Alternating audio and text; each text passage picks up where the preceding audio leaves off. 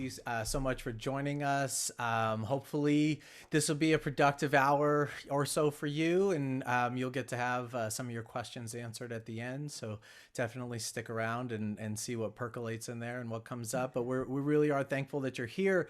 And we're really, just as the title of the workshop of the webinar says, we're here to answer this question of do I need a coach? Because we're approached with this question every day, multiple times a day. Not just do I need a coach, but would a coach work for me?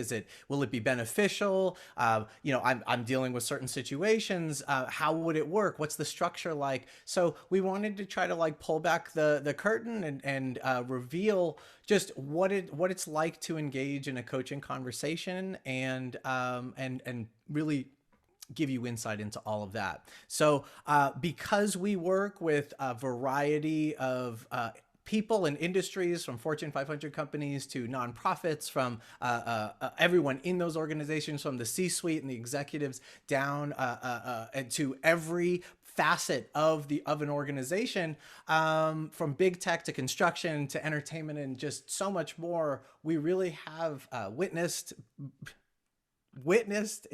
experienced, and navigated and supported a whole wide range of individuals in a variety of situations, both professional and personal. And so the structure and the example that we're going to offer you here today is applicable to both. So I'm going to hand it and throw it over to you, Bridget, because we need to answer this question of what's the difference between, which is the first question we get when someone says we need a coach, say, what's the difference between seeing a therapist, right? Going to a therapist and coming to a coach. And so Bridget, I think you could answer that for us. And yes. I think I forgot something. I didn't even introduce us. Can you introduce who we are? Yes, you didn't forget. We can throw it in at any time. I think folks hopefully know who we are. I think everybody here knows us well, but we are going to be sharing the video. So for anybody out there who doesn't know us, we are coaches. That's why we're here to talk about coaching.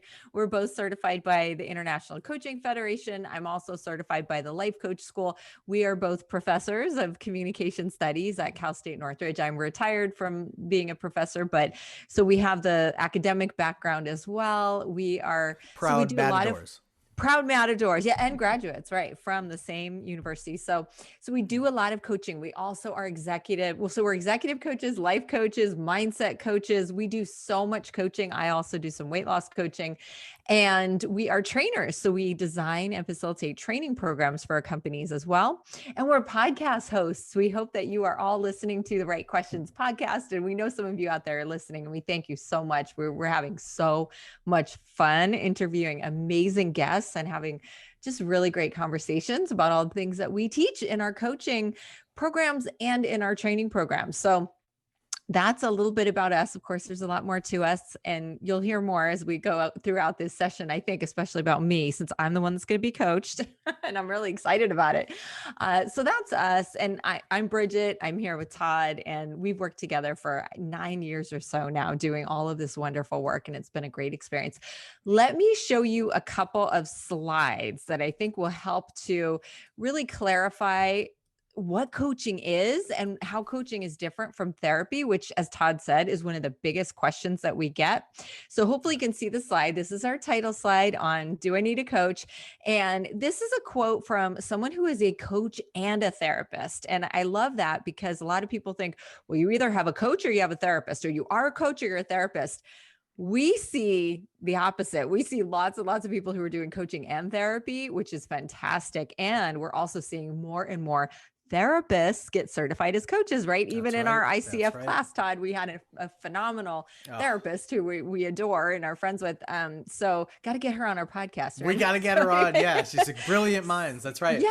So people out there, if you're still thinking all of this is separate, it's not. Mental health, wellness, well-being, we're all working together to support people in all of that in their lives. So this wonderful woman is a licensed therapist, a marriage and family counselor, and also a life coach school coach. And she says the difference is that therapy is really kind of when you're for issues where you're sub-functioning. She said, you're trying to get back to baseline, and life coaching is really when you're already at baseline in a certain area and you're functioning fine, but you want to optimize how you're doing. You want to get to that next level. You want to set those goals to grow in your career, to get completely fit and healthy, to have really strong and intimate and wonderful relationships. So that's really one of the biggest differences is kind of what level you're at of functioning in the area you need support in. A lot of differences in terms of training, and we as coaches absolutely recognize that therapists have a lot more education. But Todd and I do have our master's degrees in communication, so we bring that to our coaching work as well as having our coaching certifications. But of course, in therapy, you learn a lot more about these kinds of topics. So therapists are qualified and trained to treat things like depression, chronic anxiety, PTSD, eating disorders, addiction, suicidal ideation. We as coaches are trained very carefully to stay out of these realms because these are the realms for therapists. So coaches work with people who are functioning fairly well, are not usually dealing with an active diagnosis, or if they are, they're working with a therapist on that and working with us maybe on that, but mostly on other things, right? A little bit, sometimes it can be a tag team effort with the therapist. I have lots of clients who are like, this is what I'm working on in therapy. Great. And this is how we can build on that. And we can work on other areas, right? So setting and achieving goals, having that accountability, someone to actively listen, to ask really provocative questions, to get you to think more deeply about things, someone to show you what your strengths are when you're not recognizing what they are, and to encourage you to really plan and take action steps toward what you want to achieve and reach higher levels in your life. Now, some differences in methods. Therapists use talk therapy, trauma treatments like EMDR. Psychiatrists, of course, may use medication. Now, but there's a lot of overlap, whereas coaches, we do a lot of the same things that therapists do, which is true, deep, active listening and paraphrasing what we hear and asking questions and getting people to dig deeper and making connections between things, right? But we also help provide accountability. We help people to look at what they want their future to be. And we don't get as much into the past. We may get into the past a little, but coaching is very much present and future focused and goal oriented, I would say. What do you think, Todd? Would you agree with all that? Anything to Absolutely. add? Yeah. No, you did So, that's fantastic. You yeah. did a And we great have job. lots of tools and exercises. And that's why actually the thing about coaching that I love is coaching is very kind of tool model research oriented, where we do so much deep study. Like when we did our certification program, Todd, you remember every week it was like all these new tools and studies and books and research.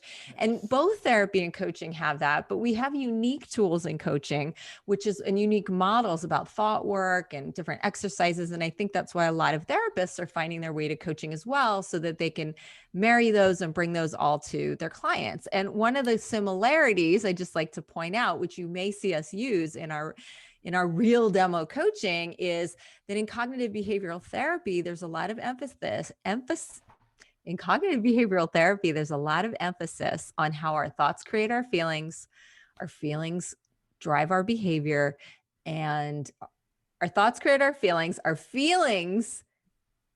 create our behavior, and our feelings drive those actions, right? So we often think that our feelings are coming from the things that are happening to us, but our feelings are coming from our thoughts. Thoughts create feelings, feelings drive actions. And that's what we use a lot in coaching. It's called the self-coaching model from the life coaching school, which teaches us that there are circumstances in the world that happen that we may have no control over. We have thoughts about them. Those thoughts create feelings about those circumstances, and those feelings are what drive our actions and create our results in our life. So it's a fantastic model. We talk a lot more about it in other programs, but I just want to say that this is one of the similarities that when I share this model with people who are therapists or know a lot about therapy, they say, oh, that sounds just like cognitive behavioral therapy, which it is very similar to, but it's coaching. It's not therapy.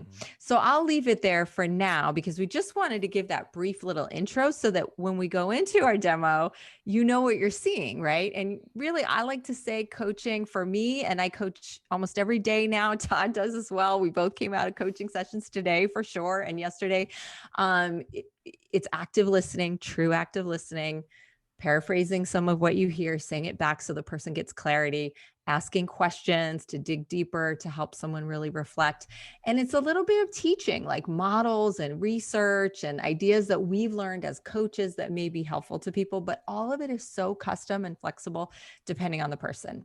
So that's how I like to look at it. And that's what you're going to see. And I think we're almost ready. If I've covered everything, if there are any Well, questions, you can let us know. Yeah, Todd. you asked earlier, was there anything I'd like to add? Like, there's Oh, one sorry. thing Yeah. I'll add or amend, which is, you know, therapists have a different kind of training and education, right? And we actually are a bit different in our coaching background because we both have master's degrees in communication studies, which is the study of human communication. Mhm. And since everything we would argue is advanced through communication, whether it be communication with self, which we study as intrapersonal speech, or communication with one other as interpersonal speech, right? When she talks about the research and the models and the different resources that we use in coaching, it also comes from that background in communication as the vehicles, as the both the tool and the vehicle for getting things done. And Mhm. so, what you're going to see is both the communication from the coach and coachee, and how that relationship with, as she said, powerful questions, excellent paraphrasing, right? Insightful paraphrasing, and active listening to make all that happen is necessary in any meaningful relationship, and a coaching relationship is no different. So the what can also be provided in action steps is how to navigate those more difficult conversations, and Mhm. because there's ideas about how to make them go better than others. Yes. Yes. With that being said, the last part of this is there has been a stigma of seeing a coach, just like there's been a stigma in the past of seeing a therapist or a counselor. And to just challenge that for just a moment. Seeing a coach doesn't mean you suck. In fact, it means exactly the opposite. Right? It doesn't mean you suck. It means the opposite. It means you have enough self-awareness to know where you are strong and thriving, and those Mhm. elements in your life that perhaps could use some attention, self, and a shift to really push through and break through to that next level stuff that we try to that we do in coaching, right? So really seeing a coach says you're committed, you're driven, you actually should be considered an Mhm. example of courage, right? Mhm. Rather than stigmatized. So from Bill Clinton, right, past presidents, to Oprah, Princess Diana, Nelson Mandela, right, Donna Karen, Hugh Jackman, Andre Agassi, Pat Riley. I mean, the list goes on. There's just so many examples of how the top athletes, executives, leaders in the world all value not just therapists, but coaches to help them break through self-limiting beliefs, because we all have them, and get to the next place. So with that being said, Bridget, are you ready to start I'm coaching? I'm so ready. I love being coached, by Excellent. the way. I Excellent. put something on Instagram today saying, I'm so excited to get coached by Todd tonight. So I encourage all of you never to be afraid of coaching. If someone is a qualified coach, go for it, because the training is outstanding. And it's just an opportunity we should never miss if we have it. So yes, I am ready and Three excited. things I want everyone to pay attention to: active listening, paraphrasing, and questions, powerful questions. How are Hmm. those three tools used by myself to try to help break through? And I'll say, has anyone seen Truman Show? Bridget, you seen Truman Show? Oh gosh, long Remember time with ago. Yeah, Jim I Carrey, remember. right? Yeah. Some people Yeah. don't like it. So I love this. I love it. I caught it a couple months ago, and I was thinking, actually a couple weeks ago. Sorry, I was thinking about coaching, watching it, and really what happens at the end. Spoiler alert, but you've probably seen it. Is like he comes to realize there's another way of living, right? That this Mm. life that was all predetermined and prescribed because he was on television the whole time, right? He came to realize like that was a story that he could break out of and write his own story. And so Mhm. coaching is a lot like that. And when we Mhm. see people, individuals, and you may see Bridget hopefully reach a new perspective of whatever she's bringing, I don't know today. That's the beauty of this relationship. So check it out. We're gonna jump into it. You ready, Bridget? Yeah, I'm definitely ready. Yep. So All everybody, right. just so you know, everybody watching, Todd has no idea what I'm bringing, and I am coming just as a client. I am not doing this to. I'm coming to get coaching right here. I do coach. I should say I do coach Bridget. So she Yeah, coaches me. yeah. I coach her. So Exactly. So I'm here for real coaching. So please don't think this is I have no acting skills. This is not acting. and I'm going to take notes for just that reason. This is my Remarkable 2 where I take all my, no, it's not a plug. They're not paying for anything. All right. Again, you're going to see the structure relationships of the coaching relationship and sessions. So I'm just going to start there. Bridget, we're already chatting, so it's nice to see you. And I know you came for coaching. As you know, we always like to start coaching by focusing on a goal, right? Yep. And figuring out how I can be of best service and value to whatever it is that you're dealing with and where you want us to go today. So I'm going to follow your lead and you tell me what's going on. What have you brought? Yeah, that's a good question. The goal is hard to pinpoint. Let me be difficult. I, I, well, the issue is overwhelm and balance and, managing everything in my life, which, is an ongoing issue for me. And I think a goal for me would be to kind of have a couple of actions that I can take by the end of our talk, like a couple things that I can try that might be different. But I also kind of want to look at what I'm thinking, because I know my thoughts matter a lot, but I'm still finding myself regularly thinking, I have too much to do. There's not enough time, and I know those are just stories, but they feel so real.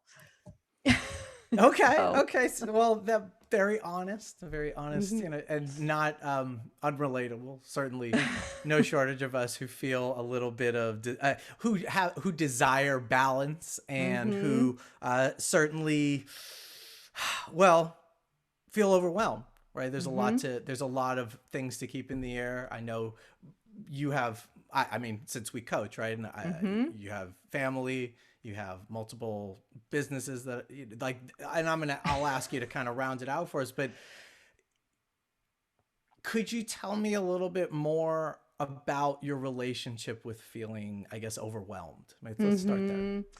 Yeah, I think I feel overwhelmed when I think about everything all at once. Like you just said, you're about to start listing the things. I felt like you realized there's too many things to list, but that's probably not why you stopped. But in my mind, it's like, right, it would take him a whole hour to list, right? Because I've got my family, I've got 2 businesses, I've got tons of volunteer work, I got my friends, I've got, but everybody does. I mean, I realize it's not just me. But so I think I feel, to your question, like my relationship with overwhelm, it's a strong relationship. I feel overwhelmed a good amount of the time. And I think it's when I think about everything and I start like saying, well, if I'm doing this, I'm not going to have enough time for that. And if I'm spending time here, it's going to take away from my time with my family. I don't have enough time with my friends, I don't have enough time, and I think I generate this overwhelm by thinking about everything all at once instead of just doing one thing. And like, well, right now, all I can focus on is getting this proposal out to this client or making lunch plans with these friends that I adore and I haven't seen in a while. And somebody on this call knows exactly what I'm talking about, by the way. So I use that example. Oh, right. We're in coaching. Forget it. Nobody's watching. But anyway, I thought that'd be funny to throw in. But you know what I'm saying? Like, when I feel better, I feel less overwhelmed when I just tackle one thing. And then it's like, okay, just take it one thing at a time. But I find myself getting sucked into like thinking about all of it and feeling like I need to get it all done. I need to get caught up on everything. I need to check all the boxes. I need to get everything done today on the to-do list of 500 things. So is that possible? I mean, is that something, is that a feasible goal? To get all the things on the to-do list? Yeah. No, never. I hate that. I've seen that list. It's a long list, I know. And it seems to not end. Never ends because I check off one thing and I add 2 more. Well, so is the goal then to check everything off the list? No. What would a different goal sound like? I probably need to prioritize the list and realistically look at what off this list can I do today? Do I need to do today? And what's realistic given what I have. Like, I mean, the nice thing about my work, coaching and training, is I am fully present when I'm in that moment. You know, I am like, Sure. I'm there. If I'm coaching you, I'm not thinking about anything else. But Right. it's those it's like the in between, like I'll think, oh, I have a half an hour between coaching sessions. I can do these 5 things, but I have to be realistic. And no, I can't. What I need to do between coaching sessions is re-energize and recharge and breathe and maybe do a little meditation. Right. And I do that Mm-hmm. sometimes, but I think I need to take that big to-do list and just break it down into what can I get done today? What's most important?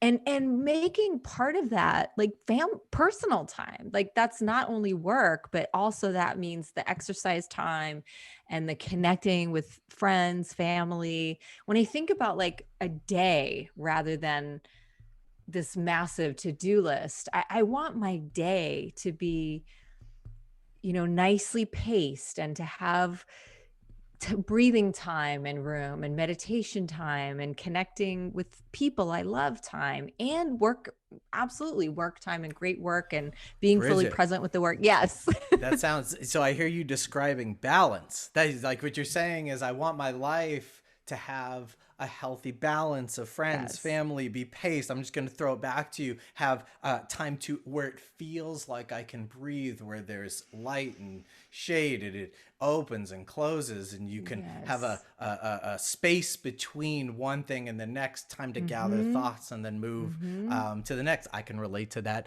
just today, Mm-hmm. right? That's a very, Mm-hmm. yes, absolutely.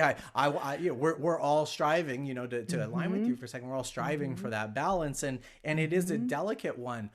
What is it, when you talk about, because I hear you describing a goal, like what does it look like, even kind of the texture, what does it feel like? I hear you doing that. Mm-hmm. I also hear you talking about perhaps what needs to happen, and maybe, and let's get there shortly, to actions like prioritization. I heard you talking about like what I need to do, create not just not just prioritize, but figure out what's realistic. So we're going to get to Mm-hmm. that in just a Mm-hmm. moment. If I could just bring us back to something you said just earlier about it's all the thoughts at once. It's all the thoughts at Mm-hmm. once. Mm-hmm. And but you said I know what to do. Mm-hmm. What Mm-hmm. interrupts or keeps you from doing what you know to do? Yeah. That's a good question. I honestly feel like it's just a pattern. Like it's just kind of I go into mindlessness and it's almost like a bad habit, like Mm. mindless eating or whatever. It's just like mindlessly going into the thought loop of it's all too much and it's all, and I know that I'll end up like going on Facebook to just check out or whatever. And then it really doesn't get It's a done whatever buffer. needs to get right. I'm buffering. Exactly. Then I'm like, Right. yeah. So yeah. So it's like going into this habit of almost like feeling sorry for myself. Like it feels Mm-hmm. there must be some, like I've always heard, like there must be some reward in it to keep going to this place. You know what Well, I mean? we have, as you know, right? Like, I'll remind you, like we have, we have patterns. You just said it. We have Mm-hmm. patterns. We have Mm-hmm. habits, uh, healthy and unhealthy habits of Mm-hmm. patterns and habits of body and Mm-hmm. mind. Mm-hmm. And what I Mm-hmm. heard you describing there was that you recognize that the challenge or the obstacle towards doing it is perhaps this. I'm going to add this word now. This unconscious, this almost default automatic pattern, right? This Mm-hmm. habit of mind that for a lot of us, just what I hear you describing, can be self-defeating or Mm-hmm. very Mm-hmm. hard on self. If not Mm-hmm. criticizing, at least not nice, not Mm-hmm. not gracious, Yeah. not all the nice ways that you might speak to in other people. You may not be Mm-hmm. speaking. Doesn't sound like you're speaking to yourself in those same Right. ways. Mm-hmm. So interrupting then that unhealthy habit of Mm-hmm. mind, that pattern. I know you have a morning routine. I know you have things that you Mm-hmm. do to that Mm-hmm. for this. Mm-hmm. And I know, as you introduced earlier, you like maybe we could think about the model, as you talked about earlier, Mm-hmm. in regards to Mm-hmm. this. All right, of us in this circumstance of wanting to wanting to have a full day, Mm-hmm. right? But so the circumstance, you tell me give me the Yeah. circumstance. Tell me the Yeah. circumstance. So let's say the circumstance is, I mean, like if I look at today, for example, today I had several coaching sessions, I had a couple other meetings. Um, I had some emails I had to respond to, and I was thinking that I was also going to be able to work for 2 hours on this training I'm doing next week. Which is really important. And I'm really excited about the training. And I actually woke up thinking like, oh, I have such a great day and I can't wait to work on that training. And I have coaching set, great coaching. Did not get a minute to work on the training next week. And that's fine. I have time later in the week to do it, but I had it on the thing for today. So, when you really like sparked some things when you were saying about speaking to myself unkindly, because I really went into like, you see, you did it again. You didn't use your day productively and you didn't get to working on the training for next week. And Stop, what's wrong stop, with stop. you? Yeah. Pause. You didn't say that again. You said to yourself, you didn't. I didn't get to working on the training for next week. You didn't. And how did you feel as a result of that? Like a failure. Even though I had all the other things went great. The coaching sessions and the meetings and all the other things went great. I got my emails down. I did like knocked out like 30 emails, like, because those things were on the list too. But this other thing, it just wasn't realistic that I was going to get that done with everything else and doing a little prep for what I was going to say in a webinar I'm doing tonight. Yeah, right. So there. Absolutely. So We needed to come up with some intro ideas. Right. Yeah. And oh, sorry. Using the model is really helpful because like, because the circumstance I know has to be a fact, right? So the fact is I had all these meetings today. That was just a fact. The fact is I had these things scheduled today. My thought was, and I was thinking I was going to get this other thing done. And when I didn't, I thought, you're a loser. You're a failure. You're not keeping up. And that makes me feel overwhelmed and negative, boom, right? Wait, that was it. You're a loser and you're a failure. That was the thought. Yeah. As she laughs, you see her laugh. She's like laughing too, right? But it's really, I'm just going to erase that. That's the actual thought, right, Bridget? Right. Even though it's not rational so like you could come up with all the evidence in the world and we could do it right now, right? But in that moment, you have a belief that's so strong that it then drives you to feeling overwhelmed. Mm-hmm. And from that thought of I'm a loser and a failure, right? I didn't get all the things done I had to get done. I got 120 done. I didn't get 125 done, right? And if you imagine if your kids came up to you and said, right, it said, hey, I got 95% of it done and not the other 5%. You're like, wow, so to everybody else, we applaud all of that work and effort, but to ourselves, we're like, that 5%, we weren't quite good enough. That's what I hear you doing there. So what action did you take? What action do you take as a result of that? Like what happens? What do you do?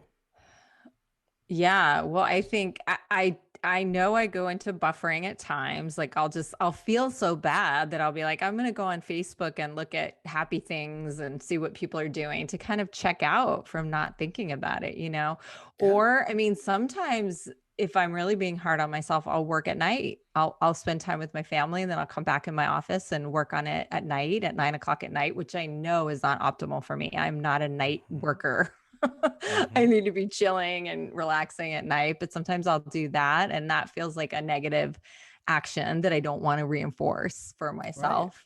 Right. What I would like to do is just say to myself, okay, I know I'm getting ahead of myself, but it's coming to me, okay, so it wasn't possible to do that today. You had a great day. You accomplished all these things today. You should feel good about that. And let's look at the rest of the week and look realistically at where you can, put back in the time that you need to work on that training for next week. So what you did, I heard you jump. You know. I know. I couldn't help it. So that part feels better. Since we're using this model, right? We introduced it earlier. I wasn't sure that this would call for it, but as you said from the outset, we often use this, and it made sense here because, Bridget, where I come from, right? Like 20% mechanics, 80% mindset. And so Mhm. what Mhm. we always come back to is I pretty much know how to do the thing. In fact, you articulated what you knew to do. Mhm. You know how to pick it up. You could pick it up every time. You don't Mhm. always feel like picking it up, right? We might not always be in Mhm. the mindset, be motivated enough, be in the place, the state of being to go the 80%, right? Right. To Right. go and do the thing. Yep. So that's why we're using the model to show Mhm. you your thoughts. And then you Mhm. jumped us quickly from the unintentional part of what we do as a default, as that Mhm. the untrained or unexamined mind Mhm. just runs on its script. And when we Mhm. interrupt it, as we're doing here with the model and coaching, which is what coaching is so valuable for, we can shift to a different thought that would serve us better, right? And we could ask Mhm. Bridget this, and I Mhm. will, this question of like, obviously the answer to the question is no, but Bridget, does that thought about self serve you well? I'm a loser, I'm a No. failure, right? By the No. way, it's not often accurate, but sometimes we screw up, sometimes we feel shameful. It's like, right? Yes. And Yes. sometimes we need to, Yes. sit through and sit with those thoughts and make some Yes. shifts. But Yes. often, there's a new thought that we can get to say, you know what, that thought doesn't serve me. It's not Mhm. rooted in something accurate about self. It's Mhm. just my Mhm. script. It's my Yep. bad tape. It's my Yep. programming. It's my unhealthy habit of mind. So what's Mhm. the new thought that you chose, Bridget? You chose um, it was it wasn't possible, so you gave yourself a Mhm. little break. Right. And so Mhm. what's the new thought, that what would you like to think about the circumstance, the situation as it stands with all of these things to do? What would you like to think about yourself? I mean, it sounds trite, but the first thing that came to my mind was like, I'm doing as much as I can. You Mhm. know, I'm doing as much as I can every day. That's right. And I'm proud of what I'm doing. I'm proud. Maybe even, yeah, I mean, that feels like a stretch, I guess. Sometimes we have to have like more of an in-between thought. Right. But I do feel like I can get behind and I'm believe, somewhat and satisfied with. I'm mildly satisfied with my achievements every day. Yep. Yeah, it's so easy. I'm so quick to go to like, but I should be doing more. I could be doing more. I should have gotten more done. So it's Mhm. sometimes when you're in that kind of a pattern, it's hard. And I feel like just moving a little bit in the direction of like, I really do feel like I'm doing as much as I can, given that I don't want to be all about work, that I do want to check Facebook because I Yeah. want to see how my friends are doing today. And Facebook's easy, or maybe I want to text a friend and ask how So, they're doing, or Bridget, maybe, that's an yeah. important point for yourself, right? It's you allowing, right, allowing self to check Facebook is Mm-hmm. and enjoying it is different action than using it as a buffer to not Yes. think or feel your Yes. thoughts. Yes. Right? Yes. That's Yes. intentional. 100%. Yes. Yeah.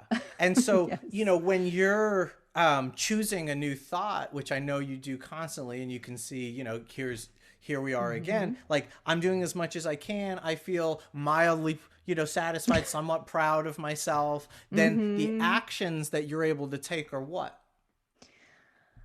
Yeah, then when I'm can really be in that space of like, hey, I'm doing what I can, like that's when I think I actually take the action to do the things that matter. Like I reach out to a friend, or I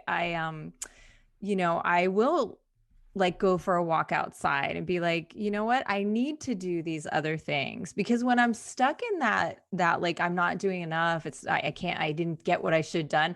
I'll just try to work and work and work. And it just doesn't work. Like when I'm Yeah. fried and my brain is done, I have to admit that it's done. And the thing for work is just gonna have to get done tomorrow after I've Yeah. slept. Yeah. So I think when I really am able to like really embody that belief that I'm doing as much as I can.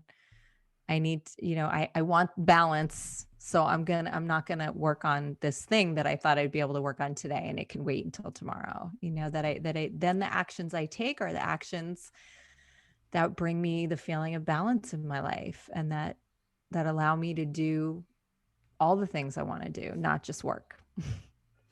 So when we go back to that goal, then I hear you saying that as we work through that habit of mind, that Mm-hmm. loop you called it, that thought pattern. Mm-hmm.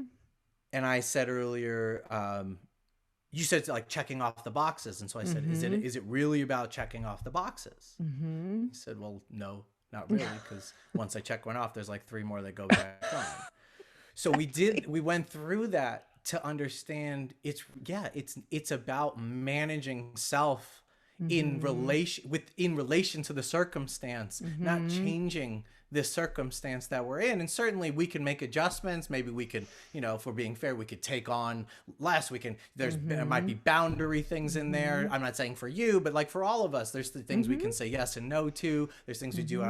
out of, of our heart and want to serve. So there's all of that that also comes out, as when we continue this conversation in coaching. But on a Mm-hmm. very simple level, using that resource there, Bridget, what is that? How does that serve you in the situation to shift? What Mm-hmm. can you see that what purpose can it serve in your life?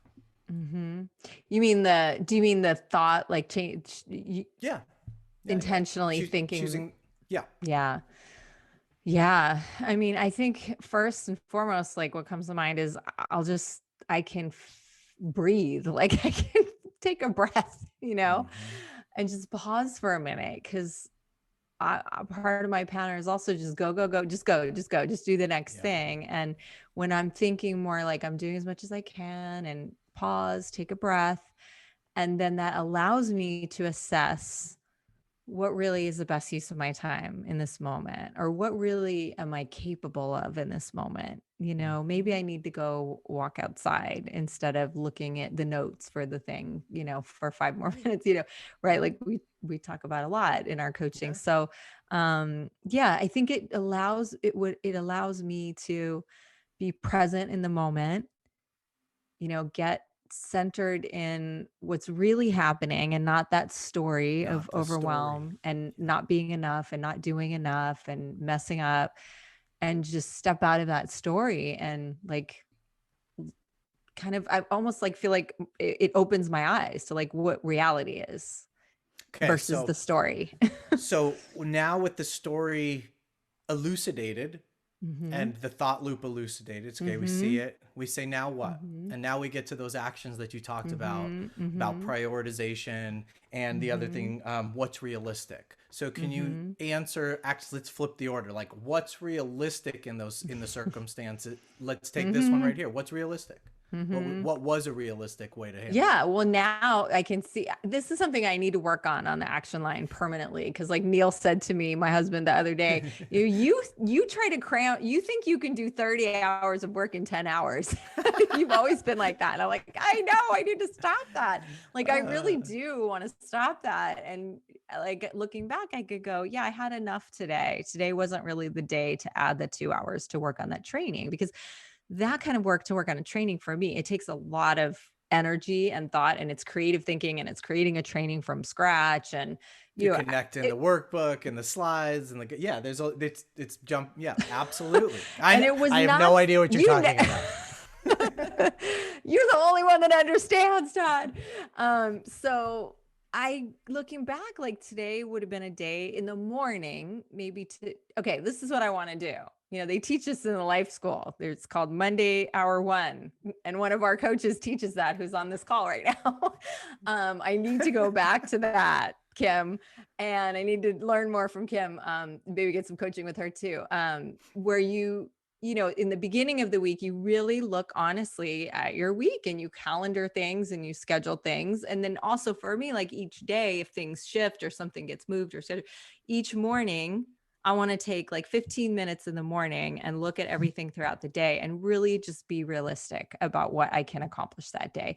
And then maybe I can have the like extras that if I do all these things and there's extra time, which there never is, you know, Well, there I might could be start. now. There There might be might be now. now, right? Maybe I should be more optimistic. Find some They can time. have like the priorities for the day, and then if there's extra time list, but keep that Yeah. like out of sight. But also, really, we're supposed to calendar everything so that it's not weighing on us. Like, when am I going to get that done? And I like that. Right.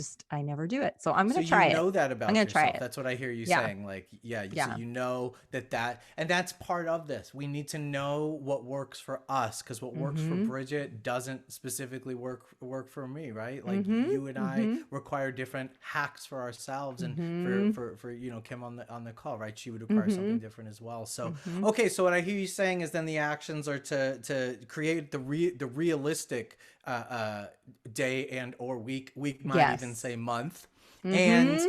Yep. from that be able to prioritize not just the goals, Mm-hmm. but also the behaviors that will move us forward while checking ourselves and having grace for ourselves using Yeah. self-coaching model in this instance, right? Yeah. Checking the thought pattern. Exactly. Exactly.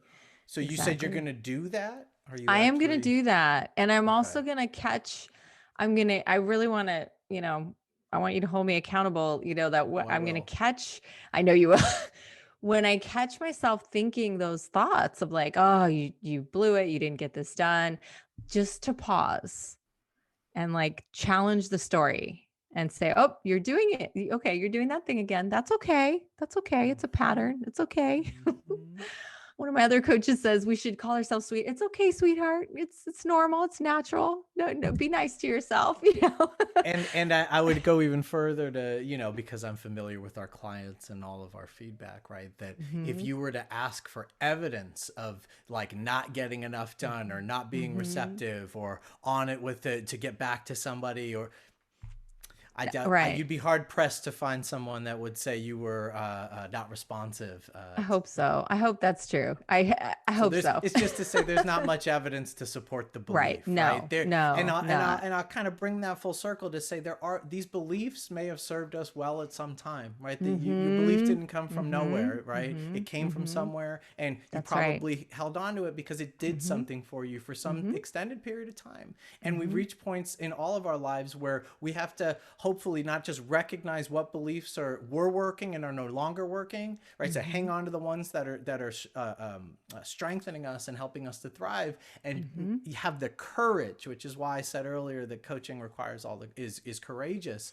Have the courage to recognize and articulate, express, and give up those beliefs that are no longer serving our best Mhm. interests in Yes. favor of new ones, Yeah. and to find those. And I heard you doing that here today in our session, and I Mhm. also hear you committing to keep it being mindful and keeping that front and center Mhm. as you move forward. Cool. That's Yep. excellent. Excellent. I'm going to hold you accountable. I Can't know wait you till our next will. session. That was super helpful, Todd. Thank you. Thank you so Absolutely. much. You're That was welcome. great. I really Always a needed pleasure. that. Really, truly. Yeah, yeah. All right, so that's coaching, y'all. That's that is it. coaching. Not that's Um, it. Like it's not much. It's huge. Like that really, really helped me. That was all 100%. Todd can vouch, right? That was all 100% true and yeah, genuine. yeah. And I was really here for That was coaching, fun. and that was super helpful. It's Yeah. not something we say. Here's what I'll say. A couple comments about it now, and I want to add three questions, a couple questions for you. But we asked you to look at three things. So as I say this, think of those three things because I want to know: did you see any active listening? Paraphrasing, insightful paraphrasing, powerful questions. What did y'all notice there? What was valuable about that coaching demo, and what could you say about active listening or insightful paraphrasing or powerful questions? What did you notice?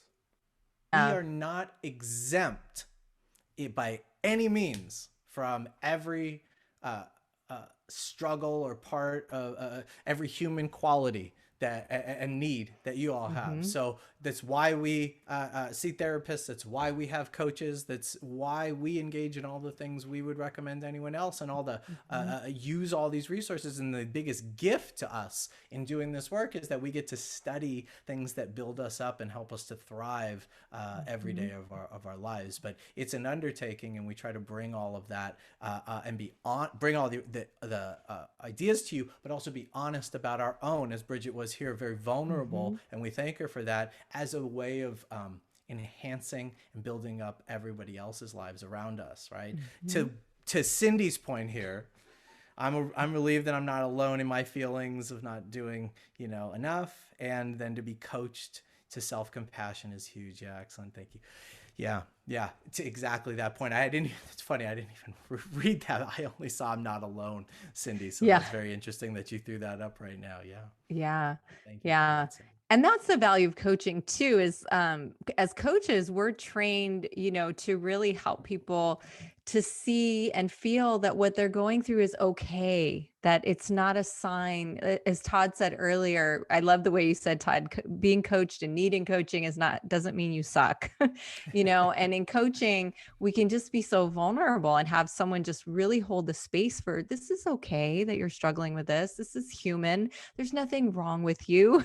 you know Yeah, and be and to remind us, I think, guys, in almost every coaching session, there's a reminder to be compassionate with ourselves, just as we would to be compassionate to anyone else or for anyone else in our lives. Yeah, so Cindy, I really appreciate that comment, and I so agree with you. And that's one thing I always get out of coaching, is like I go into it feeling and so hard on myself, and I come out of it like, okay, this is just I'm just a normal human who has struggles. Bridget, what pops for me there is when we this was both executive and life coaching, because the Mm-hmm. two are very it's inextricably linked for just Mm-hmm. about all of us, especially anyone in a Mm-hmm. position of leadership, which is just about all of us, Mm-hmm. be it in a family or with friends or at an organization. But the executive coaching and the communication background that we have, right, it goes into other places, right? So like difficult conversations with colleagues and executive presence and all of these parts that we're talking about here in coaching for public speaking and coaching Mm-hmm. for leading a team. Because what popped for me there is we're not often taught. Like I always make the joke when we're teaching our leadership summits at often the tech companies, right? Like, hey, how many of you went to school to be managers, people leaders? And there's maybe one person raises their hand, right, who happened to take a couple psychology or communication, they're like, or a business. But that's not, it's just we went to school for a specific thing. We learned a trade, a specific technician and a specific expertise, but it wasn't leading other people. So then Mm-hmm. we get into these positions of leadership. We're very hard on ourselves because we've been Mm-hmm. great in all these other ways. Like, why don't I know this? And so what popped for me, not just in the executive part, but in the life Mm-hmm. part,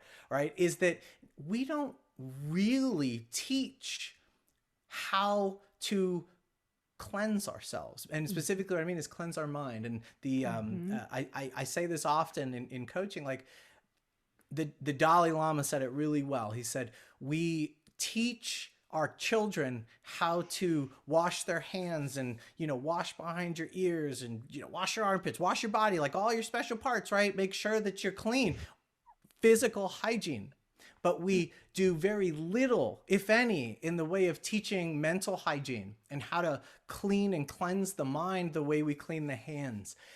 And so coaching offers resources, and like you just saw, not that we cleanse it for you, but that you go through a process of cleaning out, of gaining clarity, and of moving forward to actions that are aligned with not just who you are, but what you're aimed at into the future. So present and future. Mm-hmm. Those are my Mm-hmm. final thoughts about what we've done here. Um, Yeah. And Todd, I so agree with you. And I'm so glad you talked about how we do all kinds of coaching, because coaches are always kind of told, you have to pick what's your niche, what do you coach on? But we can coach anybody on anything. And I love weight loss coaching. I love coaching people on their relationships, their personal relationships. But I would, if I had to be put in a box, I would certainly label myself an executive coach. Most of my coaching mhm. clients are leaders in business, and we talk about everything. We end up coaching in those sessions on everything in their life, even though technically you would call it executive coaching. And we certainly do work. We spend a good amount of time on working on their communication with their teams and their leadership strategies and things of that nature. So I Yeah. think that is sort of bringing us to a conclusion. I don't know if we left anything out. Just a brief summary. We talked about what coaching is. We differentiated it from therapy. We demonstrated coaching, real coaching. I got great coaching. We debriefed a little bit. Todd, we were going to share. Todd has gotten so many accolades from clients lately. And they even email me sometimes. They're like, Todd is amazing. And they say all these things about Todd. So we were going to end with a little quote or just a sentiment from any of our clients. And I had a session yesterday that went really well. And I love this client. I love all my clients. And she said that she feels like from our sessions, she now understands how to be the observer of her own mind, and that has caused her to experience much less suffering in her life. And she also said now she understands that she could be calm and nervous at the same time, and that was huge for her. And that's a whole concept, but like we can have multiple feelings at the same time and allow for them and hold space for like being nervous about something big coming up, but also be kind of in a calm, like detached space from it, so that nervousness doesn't have to crush us. So like the balancing of emotions she talked about, and how she's learned to do that in coaching, and how that's been really helpful for her. So Todd, do you want to share something? I know I could pull up so many that I just got an email today. I got from one of Todd's clients who was wanting to give me feedback about Todd, and just saying Todd is the best coach ever and he's helped so much. And so give us another one that's specific. Oh, the one thing that's meaningful to me is when people can, one that stuck with me was, I had a client who was as a lot of us are, people pleaser, and realized a lot to overcome that, not just to give up the belief that if they stop pleasing people, that their business would suffer as a result because they were in service, right? And realize that you could please others without being a people pleaser, that these things were different, and that in fact, in realizing that, business just her business just exploded, and was able to navigate a personal life and create the one that she was after and is desirous of. So the like I said earlier, the gift that is offered is self-transformation, and a giving up of and a shedding of things that no longer serve us in favor of those, and discovery of those that we know we think can serve us better. And thank you so much for being here with us. Yes. Thank you so much for being here tonight. I'm just going to say one more thing before we wrap up, that we have a podcast episode with one of Todd's coaching clients, Bree Waterman. So if you want to get even more of a sense of what coaching is like and the results it can lead to, and lots of great inspiration about everything in life, check out our podcast, all our episodes, but especially the episode with Bree Waterman, who is one of Todd's coaching clients and was kind enough to come on the show and talk to us about her experience with coaching. So check that out for more, and look out for our webinars. We offer them as often as we can, and we try to bring value, and we hope to see you at another webinar. And thank you so much for being here tonight. Bye, everybody. Bye.